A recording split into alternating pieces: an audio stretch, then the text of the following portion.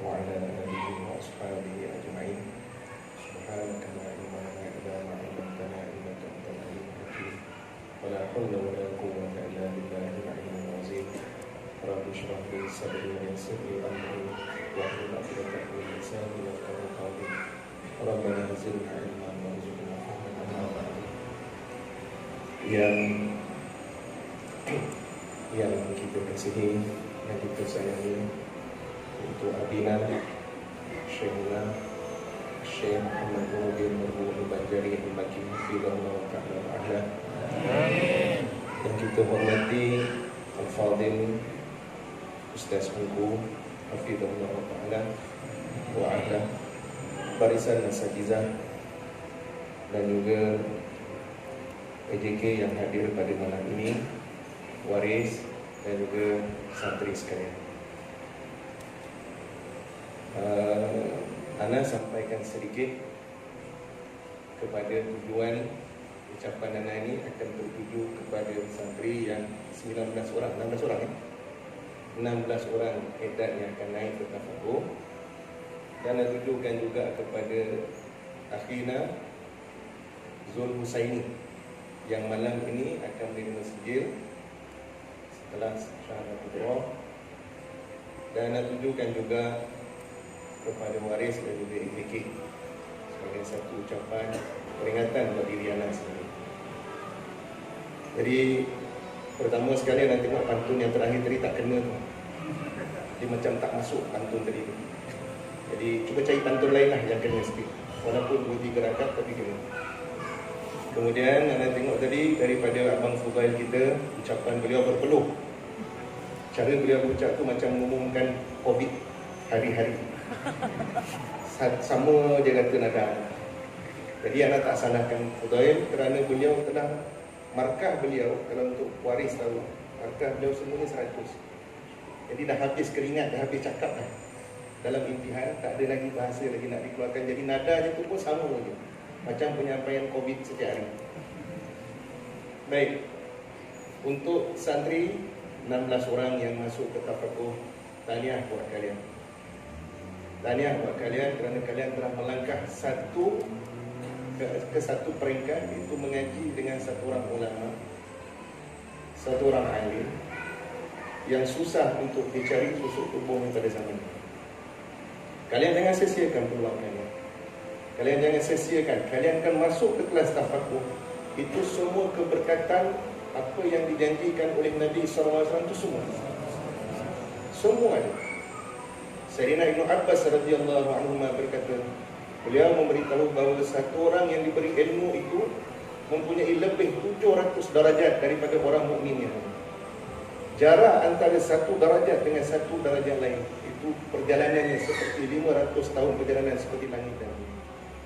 Dan Sayyidina Ibn Abbas radhiyallahu anhu beritahu, orang Allah Ta'ala bermegah dengan tinta para ulama seperti mana Allah Ta'ala bermegah dengan darah-darah orang yang bersyariat.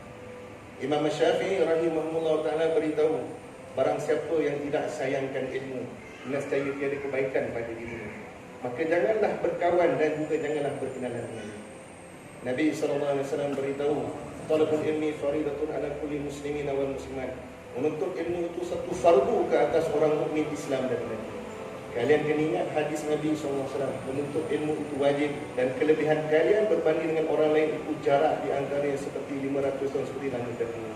Sayyidina Ali karamallahu wajhah beritahu dalam satu kalam, Sayyidina Ali karamallahu wajhah beritahu, man kana fi talabil ilmi kanatil jannah fi talabihi, wa man kana fi talabil ma'siyati kanatil nar fi ma'siyati. Barang siapa yang menuntut ilmu, nescaya syurga mencarinya, dan barang siapa yang menuntut maksiat, nescaya neraka mencarinya. Apabila kalian duduk dalam tafakuh, kalian melihat muka wajah Abi, kalian melihat muka wajah guru kalian, kalian melihat muka wajah ulama, memberi salam kepada ulama, memberi salam kepada Abi, duduk dalam majlis ilmu, dalam majlis orang alim, itu seperti yang dijanjikan oleh Nabi sallallahu alaihi wasallam. Qala Nabi sallallahu alaihi wasallam li Ibnu Mas'ud radhiyallahu ta'ala anhu, julusaka sa'atan fi majlisi ilmi, la tamassu qalaman wa la taktubu kharfan, khairun laka min itqi alfi raqabah, wa nazaruka ila wajhi alimi khairun laka min alfin farashin tasaddaqta biha fi sabilillah. Wassalamuka ala alimin khairun laka min ibadati alfi sana. Nabi SAW bersabda kepada Ibnu Mas'ud radhiyallahu anhu, wahai Ibnu Mas'ud, engkau duduk 1 jam dalam majlis ilmu tanpa menyentuh kalam dan tanpa menulis satu huruf pun adalah lebih baik bagimu daripada memerdekakan 1000 hamba sahaya. Dan engkau memandang kepada wajah orang alim adalah lebih baik bagimu daripada 1000 ekor kuda yang kau sedekahkan kepada fisabilillah. Dan engkau memberi salam kepada orang alim adalah lebih baik bagimu daripada ibadah 1000 tahun. Nabi SAW beritahu dalam hadis yang lain, barang siapa yang melangkah kaki berjalan menuju ke halaqah orang alim, Allah Ta'ala diberikan setiap langkah itu 100 kebajikan. Dan apabila dia duduk mendengarkannya, diberikan satu kebajikan setiap kalimah yang didengarkan. Rugi kalau kalian tak masuk tafakuh, rugi kalian tidak datang kelas, kalian tak dapat bagi salam kepada Nabi. Tapi jangan ambil hadis ni untuk tidur, ni hadis ni untuk kami ni sebenarnya AJK yang duduk tidak menulis satu kalam, hanya memandang pada wajah Habib ni hadis ni untuk kami saja AJK yang lemah. Kalian kena menulis. Kalian kena menulis supaya kalian menjadi orang ilmu lebih baik daripada orang alim ataupun lebih baik daripada orang abid. Nabi SAW beritahu, fadlul alimi alal abid kafadlil kamari lailatul badrin ala sairil kawakib. Kelebihan orang alim ke atas orang abid itu seperti kelebihan bulan pada malam purnama, bulan penuh pada bulan purnama ke atas seluruh bintang. Jangan kalian tinggalkan. Masuk ke dalam kelas, berjumpa dengan Nabi, belajar bersungguh-sungguh duduk dalam kelas tafakuh. Kelebihan yang kalian dapat ini jauh lebih baik daripada harta yang kami cari. Suatu hari Nabi SAW beritahu, ana madinatul ilmi wa ali babuha. Aku kota ilmu dan Ali adalah pintu. Apabila terdengar perkataan ini, golongan Khawarij merasa dengki terhadap perkataan ini, maka mereka telah berkumpul. Golongan Khawarij, pembesar Khawarij telah berkumpul. Dan mereka berkatakan, mari kita tanyakan kepada Sayyidina Ali satu soalan dan kita lihat apakah beliau boleh bagi tak dengan jawapan yang berbeza kepada kita.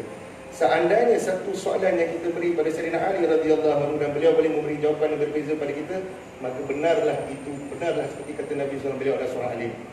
Datang pembesar Khawarij yang pertama bertanya kepada Sayyidina Ali radhiyallahu anhu, wahai Ali, manakah lebih afdal, ilmu atau harta? Kata Sayyidina Ali radhiyallahu anhu berkata, ilmu lebih afdal daripada harta. Apakah dalilnya wahai Ali? Sayyidina Ali radhiyallahu anhu menjawab, ilmu itu adalah harta pusaka peninggalan para anbiya. Manakala ilmu itu adalah peninggalan para anbiya. Manakala harta adalah peninggalan Qarun, Syadad dan Fir'aun. Datang orang yang kedua bertanya lagi soalan yang sama. Sayyidina Ali radhiyallahu anhu menjawab, ilmu lebih afdal daripada harta kerana ilmu itu memelihara kamu, sementara harta itu kamu pula yang kena memeliharanya. Datang orang yang ketiga daripada Khawarij itu bertanya lagi pada Sayyidina Ali soalan yang sama. Sayyidina Ali karamallahu wajhahu beritahu, ilmu lebih afdal daripada harta kerana orang yang memiliki harta itu dipanggil dengan bakhil dan dicela, sedangkan orang yang ilmu itu dipanggil dengan panggilan sanjung dan dimulia. Datang orang yang keempat tanya lagi pada Sayyidina Ali karamallahu wajhahu, mana lebih afdal, ilmu atau harta? Sayyidina Ali radhiyallahu anhu menjawab, ilmu lebih afdal daripada harta kerana ilmu itu, orang yang memiliki ilmu itu, ilmu lebih afdal daripada harta kerana orang yang memiliki harta itu akan dihisap pada hari kiamat, manakala orang yang memiliki harta akan dihisap pada hari kiamat, sedangkan orang yang berilmu itu akan diberi syafaat pada hari kiamat. Datang orang yang seterusnya tanya pada Sayyidina Ali radhiyallahu anhu soalan yang sama. Sayyidina Ali radhiyallahu anhu menjawab, ilmu lebih afdal pada harta kerana harta itu mengeraskan hati, ilmu itu menenangkan hati. Orang yang lain datang juga bertanya kepada Sayyidina Ali radhiyallahu anhu, mana lebih afdal, ilmu daripada harta? Sayyidina Ali radhiyallahu anhu menjawab, ilmu lebih afdal pada harta kerana harta itu akan habis ataupun akan musnah mengikut peredaran zaman, sedangkan ilmu itu tidak musnah ikut peredaran zaman. Kata Sayyidina Ali radhiyallahu anhu berkata, seandainya mereka bertanya kepadaku lagi, aku akan memberi jawapan yang berbeza selama umur hidupku. Selama umur hidupku, bermakna kelebihan ilmu terhadap harta itu Masya Allah lebih besar. Dan untuk adik kita, iaitu Zul Husaini, mana Zul Husaini? Zul Husaini ada? Zul Husaini, Masya Allah. Kalian tengok sebagai contoh, adik abang Zul Husaini ini telah selesai syahadat kubra. Banyak dalam Al-Quran Allah Ta'ala bagi galakan untuk kita untuk Allah Ta'ala mudahkan untuk menghafal Quran. Walaqad yassarna Qur'ana lidzikri fahal min mudakkir. kami telah mudahkan Al-Quran untuk dihafal. Jadi kalian kena ada perasaan untuk selesaikan Quran kalian 30 juzuk. Seperti adik Abang Zul Husaini kalian yang masuk pada itu. Jangan kalian datang separuh jalan Quran, Masya Allah susah. Mulianya Quran itu Masya Allah termasuk muliakan Allah SWT. Dalam hadis Nabi SAW beritahu, inna min ijlali ta'ala ikrama bisyaibatil muslim wa hamilil Quran wa ikrama li sultani muslim. Nabi SAW beritahu, di antara memuliakan Allah itu adalah memuliakan orang tua. Dan yang kedua, wa hamilil Quran, itu memuliakan hafiz Quran. Dan yang ketiga adalah memuliakan pemerintah sultan. Memuliakan hafiz Quran adalah termasuk daripada memuliakan Allah.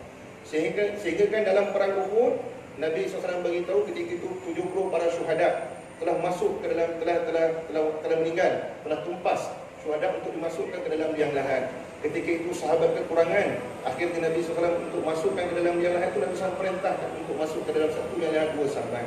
Sebelum nak dimasukkan ke dalam liang lahat itu, Nabi SAW tanya dulu, ayyuhuma aktsaru Quran. Di antara dua ni mana yang paling banyak hafal Quran? Nak masuk kubur pun Allah Nabi SAW tanya, yang di antara dua ni mana yang paling banyak hafal Quran itu masuk. Mulia. Jadi ana bagi semangat, jangan tahfiz rasa lemah, rasa letih untuk menghafal Quran. Selesaikan masuk syahadah, selesaikan seperti abang. Kalau beliau dibagi kelebihan sama seperti kalian, insya-Allah kalian boleh. Boleh? Adik-adik tahfiz selesaikan. Dan ingat hadis Nabi SAW, khairukum man ta'allama al-Quran wa 'allama. Sebaik-baik kalian adalah orang yang belajar Quran dan mengajar. Untuk mak dan ayah, untuk AJK, ana minta maaf bagi pihak Mahat kalau ada kekurangan anak-anak di sini. Kalau ada kekurangan, kadang-kadang tak sempurnanya kami menjaga atau mendidik anak-anak. Kadang-kadang kekurangannya bagus dalam taklim, tapi kekurangannya dalam kebersihan. Kadang-kadang bagus dalam ubudiyah, tapi kekurangannya dalam bab yang lain.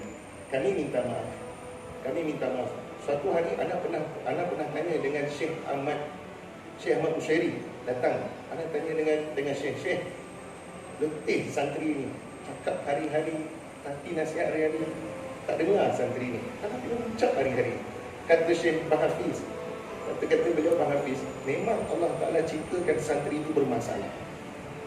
Kalau tidak, kami ni datang mengganggu, tak ada pahala buat kami. Katakanlah kalian ni semua baik macam malaikat, anak datang ya Allah baik ni, bersih ni, ubudiyah ni tak ada. Anak tak ada ruang untuk kami bagi nasihat. Tak ada ruang. Sebenarnya ruang kalian masalah, bukan kalian jadi dalil untuk kalian buat masalah. Cuma jadi ruang ini adalah sebenarnya Allah ciptakan dalam pondok tu Bang Hafiz. Ustaz Badrian pun beritahu pada anak Bang Hafiz, memang Allah Ta'ala kadang-kadang ciptakan itu masalah pelajar ni untuk kita sebenarnya, bukan untuk mereka. Untuk kita ada ruang kebaikan untuk kita memberi nasihat. Di situ ada ruang untuk kita datang untuk tengok anak-anak. Kalau kalian sempurna, kami semua menganggur. Tak ada ruang untuk datang untuk dapatkan pahala. Kami menganggur. Begitu juga Abi pernah syarahkan, tangan yang di atas lebih baik pada tangan di bawah. Tetapi kalau tak ada tangan yang di bawah ni, tak tertunai tanggungjawab orang yang di atas. Orang yang nak bagi zakat adalah lebih baik pada orang yang berzakat. Tetapi kalau tak ada, Allah Ta'ala ciptakan orang miskin. Kalau kita mengeluh, setiap tahun dah bagi ada dia miskin, setiap tahun bagi ada lagi, tak habis-habis. Rupanya Allah Ta'ala ciptakan adanya orang miskin tu untuk lunturkan, untuk terlepaskan tanggungjawab itu. Ada terlepas untuk bayar zakat. Daripada mak ayah, anak minta tolong doa banyak-banyak. Doa adalah satu ibadah. Doa adalah otak ibadah. Doa itu boleh menukar segala-galanya. Kita tengok dalam peristiwa Taif, Nabi SAW pergi dengan Sayyidina Zaid bin Harithah radhiyallahu anhu. Beliau pergi ke Taif. Kita pun tahu dengan kisah ni. Nabi SAW dibaling dengan batu sejauh 5 batu 8 km. Akhirnya Nabi SAW dan Sayyidina Zaid bin Harithah pergi pengsan di dalam satu kebun kurma milik Utbah dan Syaibah. Milik Utbah dan Syaibah. Nampak? Jadi bila ketika itu Nabi SAW pengsan, datang 2 malaikat ni nak beritahu cerita bagaimana doa Nabi. Doa penting. Datang 2 orang malaikat begitu dekat gunung. Ini dihantar oleh Allah untuk mempatkan ke atas penduduk Taif. Peristiwa ni ada disebutkan dalam kitab Sahih Bukhari. Hal ata alaika yaumun kana ashadda alaika yaumi Uhud. Qala laqad laqitu min qaumiki ma laqitu wa kana ashadda ma laqitu minkum yaum al-aqabah. Idza aradtu nafsi ala ibni Abdi Yalil ibni Abdi Bulan falam yujibni ila ma aradtu fantalaqtu wa ana mahmumun ala wajhi falam astafiq illa wa ana biqarnin ta'alib farafa'tu ra'si fa idza ana bi sahabatin qad adallatni fa idza fiha Jibril fanadani faqala inna Allah qad sami'a qawla qaumika laka amma raddu alayka wa qad ba'atha malakal jibal lita'murahu bima syi'ta fihim fanadani malakul jibal fasalama alayya thumma qala ya Muhammad in syi'ta an utlika alayhim ahshabain faqala Nabi sallallahu alaihi wasallam bal arju an yukhrijallahu min aslabihim man ya'budu Allah wahdahu la yusyriku bihi syai'an. Allah Ta'ala dan malaikat gunung beritahu, kalau kau nak aku boleh angkat dua gunung ni, hampak ke atas penduduk Taif ni. Kata Nabi SAW, jangan kau hampakkan. Dan aku berdoa, aku berharap akan ada lahirnya daripada penduduk Taif ni akan yang menyembah Allah Ta'ala. Berkat doa Nabi inilah lahirnya satu orang daripada penduduk Taif yang menghantar agama Islam telah sampai ke benua Hindustan tahun 73 Hijrah, tahun 93 Hijrah. Berkat doa Nabi SAW. Berkat doa, kalau tidak Nabi SAW dah boleh hampak malaikat Jibril ataupun malaikat gunung, angkat gunung untuk hampak penduduk Taif. Tapi berkat doa Nabi SAW, walaupun lama pada kita mak dan ayah, susah macam mana pun, degil macam mana pun anak, doa jangan putus. Doa jangan putus.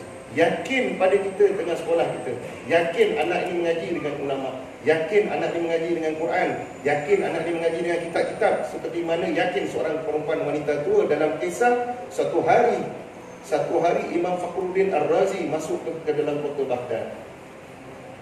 Ketika itu orang ramai keluar, tengok siapa yang datang ni. Orang ramai datang menyambut Imam Fakhruddin Ar-Razi rahimahullah ta'ala. Dalam orang ramai penuh dalam satu jalan tu, datang, kemudian ada satu orang perempuan tua. Beliau menjenguk dalam tingkap, tengok siapa yang bising-bising datang ni ramai. Beliau perempuan tua ni pun bertanya, kenapakah yang bising-bising, apa yang telah terjadi? Dia kata, wahai perempuan, kami semua keluar menyambut Imam Fakhruddin Ar-Razi rahimahullah ta'ala. Siapakah beliau? Kata perempuan tua ni. Kata, aku tidak kenal siapakah beliau. Kata orang ini, beliau adalah pengarang kitab kepada 1000 dalil terhadap ketuhanan, tauhid dan kesempurnaan Allah Ta'ala. Beliau adalah pengarang kepada kitab 1000 dalil, mengarang 1000 dalil tentang ketuhanan dan kesempurnaan ketauhidan tentang Allah SWT. Perempuan itu pun gelap. Perempuan tua itu pun gelap. Seandainya beliau tidak ada 1000 keraguan, makanya beliau tidak akan tulis 1000 tentang dalil tentang Allah Ta'ala. Masya-Allah, aku yakin apabila terdengarkan kalimah ini, Imam Fakhruddin Ar-Razi terus menangis, maka berdoa, ya Allah, berikanlah aku keimanan seperti keimanan seorang perempuan tua. Yakin, mak dan ayah kena yakin. Keyakinan mak dan ayah, baru anak-anak akan jalan. Dan untuk santri kalian belajarlah ilmu. Nabi SAW beritahu, pelajarilah ilmu. Kerana mempelajarinya itu satu kebaikan, menuntutnya itu satu ibadah, muzakarahnya satu tasbih, membahaskannya satu jihad, dan mengajar kepadanya orang yang tidak tahu itu adalah satu sedekah. Dan yang terakhir Nabi SAW beritahu, Allah Ta'ala membentukkan 1000 rahmat pada setiap hari dan malam. 999 diperuntukkan kepada ulama dan juga para penuntut ilmu. Hanya satu saja Allah bagikan kepada manusia yang lain. Dan untuk AJK, kita datang hari ini, kalau boleh janganlah datang sekali-sekali, datang semua. Nabi SAW beritahu, man nazara ila wajhi alimi nazratan fafariha biha khalaqallahu tilka nazrati malakan yastaghfiru lahu ila yaumil qiyamah. Barang siapa yang memandang pada wajah orang alim dengan sekali pandangan dan dia bergembira terhadap pandangannya itu, Allah Ta'ala menjadikan malaikat daripada pandangannya itu memohonkan keampunan untuknya sampai ke hari kiamat. Terakhir, ana sampaikan besok yaumil qiyamah, apabila Allah Ta'ala hisap hamba-Nya, apabila di tepi Allah Ta'ala hisap hamba-Nya, apabila kejahatan melebihi kepada kebaikan, maka Allah Ta'ala perintah kepada Jibril AS, bawa hamba Allah ini, hamba-Ku ini pergi ke tepi ke neraka. Apabila sampai di tepi neraka, Allah Ta'ala tanya kepada Jibril AS, wahai Jibril, pergi tanya kepada hamba-Ku, apakah dia pernah duduk dalam majlis ilmu orang alim. Kata Jibril AS tanya pada hamba Allah tu, beliau kata tidak ada. Tanya kepada dia lagi, adakah beliau pernah mencintai orang alim? Hamba Allah tu kata tidak. Tanya pada lagi, adakah beliau pernah duduk dalam makan majlis, makan bersama dengan alim? Beliau kata tidak. Tanya dia, adakah rumahnya dulu tu dekat dengan rumah orang alim? Katanya tidak ada. Tanya dia lagi, adakah namanya dinisbahkan pada orang alim ataupun dibernasabkan pada orang alim? Katanya tidak ada, ya Allah. Dan terakhir Allah Ta'ala tanya, pergi tanya kepada hamba-Ku lagi, apakah dia pernah mencintai orang yang mencintai orang alim? Katanya ada. Ketika itu Allah Ta'ala beritahu, wahai Jibril, aku ampunkan dia, masukkan ke dalam syurga, pimpin dia masuk ke syurga, kerana aku mengampuni terhadap sikap yang mencintai orang yang mencintai orang lain. Besar. Hari ini kita datang tengok wajah orang lain. Hari ini kita datang makan dengan orang lain. Hari ini kita datang mencintai orang lain. Bayangkan mencintai orang alim. Mencintai orang yang mencintai orang alim itu, Masya Allah, boleh menyelamatkan kita pada neraka Allah Ta'ala. Jadi datang, jangan letih.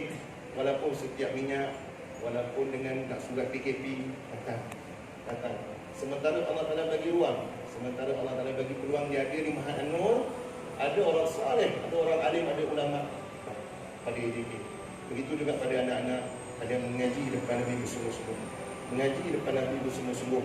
Kalau boleh, anda dengar, Abi dah tulis 40 hadis tentang vaksin, tentang kuarantin. Kalian pun tulis hadis tentang 40 hadis tentang kuarantin. Kalian tulis, kalian cari 40 hadis tentang agama.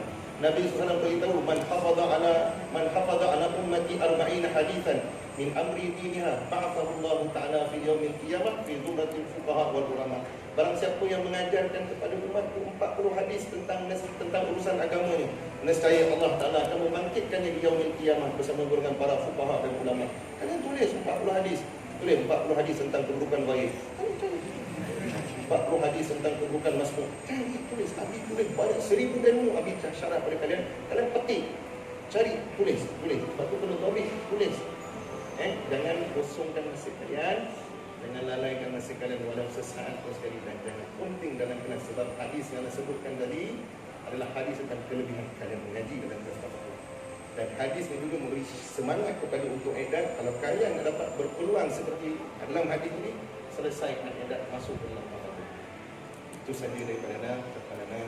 Tahniah pada semua, minta maaf kepada Maris dan juga Abina atas pengambilan masa. Wallahu a'lam. Assalamualaikum warahmatullahi wabarakatuh. Waalaikumsalam warahmatullahi wabarakatuh.